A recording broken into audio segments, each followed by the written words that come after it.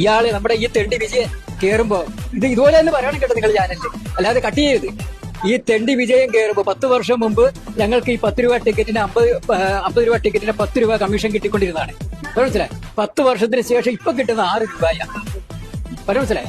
10 വർഷം മുമ്പ് 6 രൂപ കൊടുത്ത് ഒരു ചായ കിട്ടുമായിരുന്നു. ഇപ്പൊ ഒരു ചായ കിട്ടണമെങ്കിൽ മിനിമം 12 രൂപ കൊടുക്കണം. അപ്പൊ ഞങ്ങളുടെ കമ്മീഷൻ 4 രൂപ വെട്ടിക്കുറച്ചിരിക്കുക. അതുപോലെ ഈ പ്രൈസ് അടിച്ചാക്കിട്ടത് ഞങ്ങളുടെ DC പ്രൈസ് അടിച്ചാൽ ഞങ്ങൾക്ക് ചെറിയ കമ്മീഷൻ ഉണ്ട്. അത് 12% അതായത് 5000 രൂപ അടിച്ചാൽ 600 കിട്ടുമായിരുന്നു. ഇപ്പൊ കിട്ടുന്ന എത്രയാണെന്ന് അറിയാം? 450. ഈ തെണ്ടിയുടെ 10 വർഷത്തെ ഭരണം കൊണ്ട് ഇങ്ങനെ തന്നെ പറയണം നിങ്ങൾ. ഈ തെണ്ടിയുടെ 10 വർഷത്തെ ഭരണം കൊണ്ട് ഞങ്ങളെയും ജനങ്ങളെയും കൊള്ളയടിക്കാണ്, ഒരുപോലെ കൊള്ളയടിക്കാണ്.